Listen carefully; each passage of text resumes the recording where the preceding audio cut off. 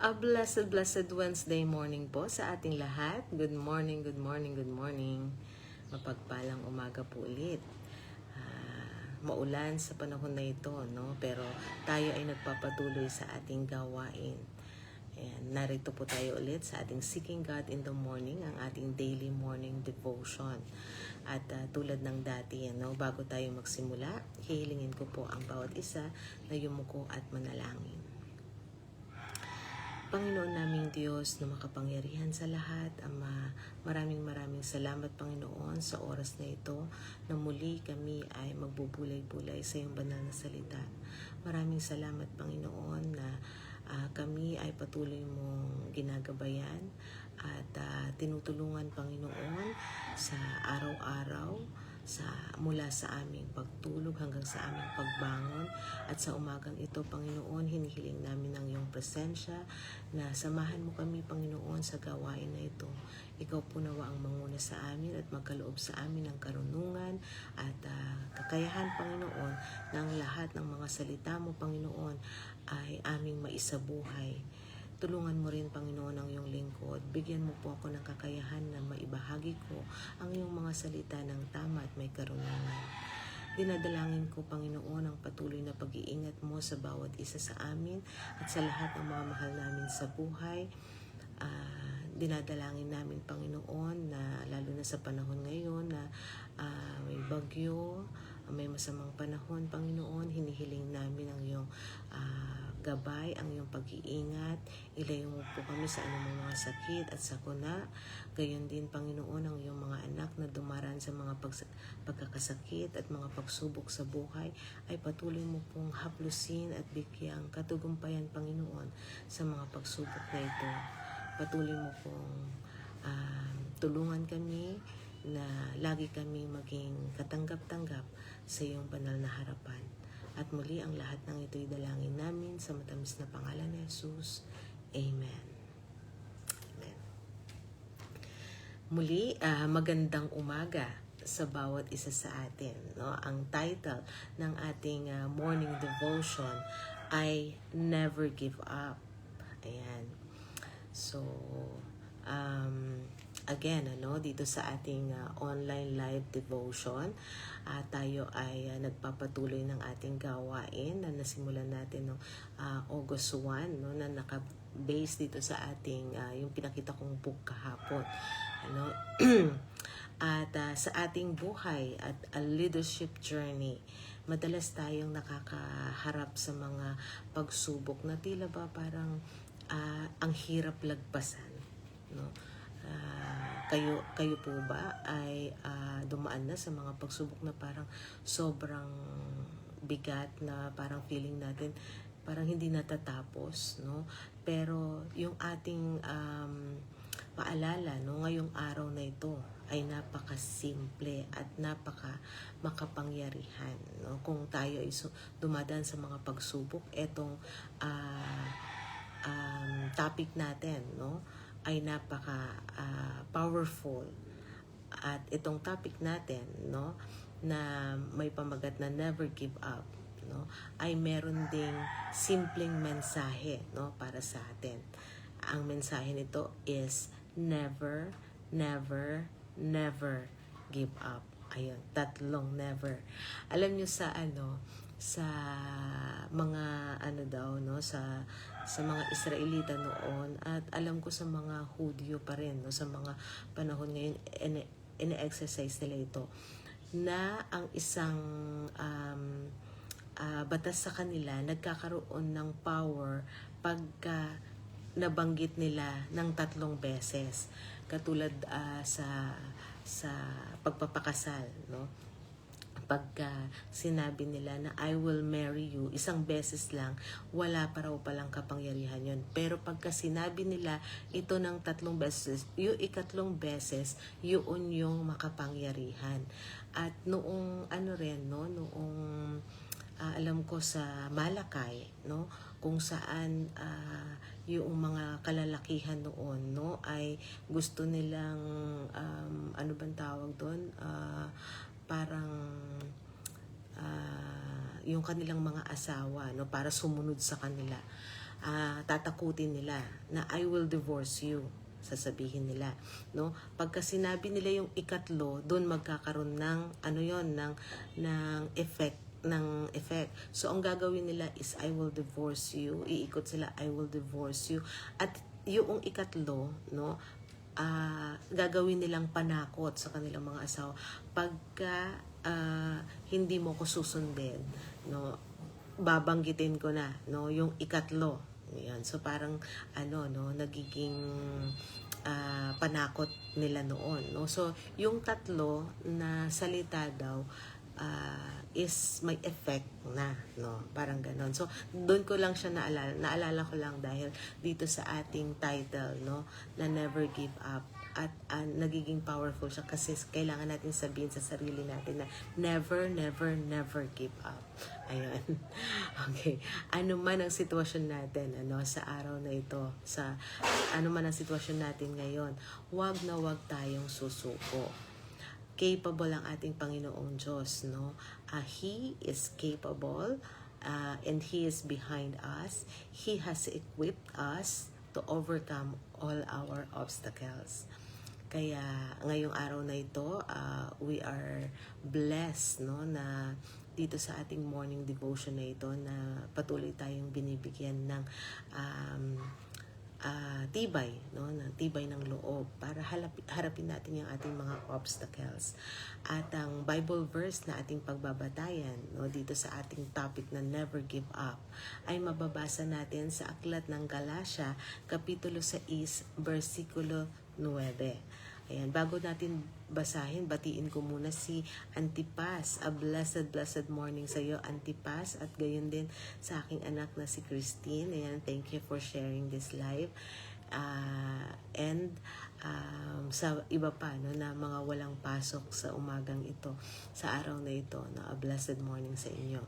So again, no, basahin natin yung ating Bible verse na pagbabatayan natin sa ating morning devotion na never give up. At matatagpuan natin ito sa aklat ng Galatia, kapitulo 6, versikulo 9. At ito po yung sinasabi sa English, Galatians chapter 6, verse 9, New King James Version. And let us not grow weary while doing good, for in due season we shall reap if we do not lose heart. Amen. Amen. Napakagandang Bible verse at paalala sa atin ng ating Panginoong Diyos. Basbasan nawa ng Panginoong Diyos ang pagkabasa ng banal na kasulatan. Sa umagang ito, meron din tayong story, no, na babasahin at pagbabatayan. Basahin natin yung storya ni Malowski. Teka, wait lang. Ay. Ayan, nagpapasawa. Ayaw lumaki.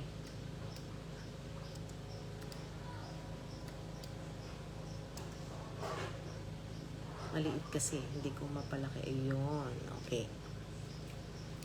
Okay, basahin natin, no, yung kanyang story. Maganda tong storya na to. In the 1800s, some of the finest engineers in the world were called in to give their opinion about the possibility of building a railroad through the Andes Mountains. One by one, groups of engineers were presented with various possible routes, and one by one, they reported the job couldn't be done. No? Finally, as a last resort, a Polish engineer, no, from Poland to, no, Polish engineer named Ernest Milanowski was consulted. Milanowski had a tremendous reputation, but by this time he was 60 years old. Milanowski not only assured the representatives of the participating nations that the job could be done, but that he was the man for the job. Thus, at the start of his 7th decade, he began overseeing the building of the highest railroad in the world at that time. Ayan. So, hindi ko alam kung until today, no, it's still the highest railroad, no. The railroad would wound its way through the Andes, through 62 tunnels, oh, 62 tunnels, no, ang dadaanan, and across 30 bridges. One tunnel was 4,000 feet long and 15,000 feet above sea level. Revolutions held up constructions twice, and once Malinowski had to flee for his life to Peru. In spite of all the obstacles, the feat was accomplished and is considered one of the great engineering marvels in the world. Obstacles are meant to be hurdled. Ayan, napakaganda. Amen. No? Hindi natin, no? Ikwento rin natin sa Tagalog. Ayan, para mas madaling maunawaan, no? Nung 1800s o 1880s, tinawag ang pinakamagaling na mga engineers sa buong mundo para tignan kung pwede ba magtayo ng riles ng tren, no, sa kahabaan ng Andes Mountain. Isa-isa nilang sinuri, no, yung mga engineers, isa-isa nilang sinuri yung mga posibleng ruta, at isa-isa ring nagsabi, no, yung mga grupo ng engineers, na hindi ito kayang gawin. Imposible daw. Hanggang sa bilang isang pag-asa or isang last resort na nila, no, huling pag-asa na lang nila, is nilapitan nila ang isang Polish engineer na nagngangalang Ernest Malinowski. May napakagandang reputation si Malinowski. Pero nung panahon na yon, siya ay 60 years old na. However, no, napakaganda ng vision niya. Hindi lang sinabi ni Malinowski na kayang gawin yung proyekto, sinabi rin niyang siya ang tamang tao para dito. So sa edad na 60, no, sinimulan niyang pangunahan ang pagpapatayo ng pinakamataas na riles ng tren sa buong mundo. Ang obstacle, no, napakalaki ng mga pagsubok na haharapin niya, no. Hindi lang nila, silang lahat nagagawa. Ang riles ay dumaan sa 62 tunnels at 30 bridges. May isang tunnel na 4,000 feet ang haba at matatagpuan din sa 15,000 feet above sea level. So, ang taas, no? Hindi lang usaping engineering ang problema, no? 2 beses na na-delay yung construction dahil sa mga revolution at digmaan. At kinailangan din, no, ni Malinowski na tumakas papuntang Peru para iligtas pa yung kanyang buhay. Ayan. Gayon pa man, no, may victory, no? The victory, sa kabila ng lahat ng humarang at mga peligro o humarang ng mga problema at mga peligro, no, natapos pa rin ang proyekto. So hanggang ngayon itinuturing ito, no, hanggang ngayon pala, no, itinuturing ito na isa sa pinakadakilang engineering marvels of the world. Ayan. So, bakit, no? Bakit ito yung tinuturing, no, na isa sa pinakadakilang engineering marvels of the world? Dahil naniniwala si Malinowski, no, na obstacles are meant to be hurdled. Napakaganda, no? Ang obstacles, ibig sabihin ang mga pagsubok, no, ay meant para ito ay ating malagpasan at mapagtagumpayan. So, ang ating key takeaways, no, as leaders today, number 1, age and circumstances are not limits. Huwag mong isiping huli na, no, ang lahat o wala na tayong kakayahan pa kung tayo ay umabot na sa edad na ganyan, no. Edad man yan o matinding pagsubok, hindi ito hadlang para sa mga plano ng Panginoong Diyos. Ayan, tandaan natin kung ang Panginoong Diyos ang nagplano, ito ay maisa sa katuparan. Ayan. Number 2, obstacles are tests of determinations. ang mga pagsubok sa ating harapan, no, sa ating buhay, ay hindi ginagawa para pigilan tayo or hindi nandyan para pigilan tayo, kundi para lagpasan natin at ipakita yung ating pananampalataya sa ating Panginoong Diyos. It's an opportunity, no, para iangat natin ang kapangyarihan, ang pangalan ng ating Panginoong Diyos, no, para siya ay mapapurihan. And number 3, key takeaways natin, don't lose heart. Tulad ng paalala sa Galatians chapter 6 verse 9, kapag hindi tayo sumuko habang ginagawa yung tama, aani tayo, no, sa tamang panahon, no, in God's time, aanihin natin yung mabubuting gawa na patuloy at pinagsusumikapan nating gawin. So, wag tayong mawalan ng pag-asa o manglupaypay o manlumo. Magpatuloy lang tayo. Sabi nga ng mga Koreans, no, fighting. Fighting. Sabihin, pagpatuloy lang natin yung ating pananampalataya, yung ating laban, yung lahat ng mabubuting gawa na nais ng Panginoong Diyos na ipakita natin, no? Kahit may mga pagsubok na dumarating sa ating buhay. Ayan. So muli, napakagandang paalala sa atin sa araw na ito.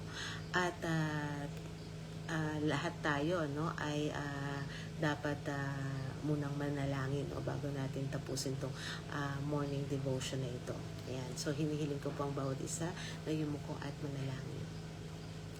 Panginoon naming Diyos na makapangyarihan sa lahat, maraming salamat po, Ama, sa napakagandang lesson na pinagkaloob mo sa amin. Maraming salamat, Panginoon, sa pagpapakita mo sa amin, Panginoon, na kami ay dapat manatiling matatag at huwag mag-give up. Tulungan mo, Panginoon, ng bawat isa sa amin ay huwag sumuko, huwag mag-give up, anuman ang mga pagsubok na dumarating sa amin, anuman ang mga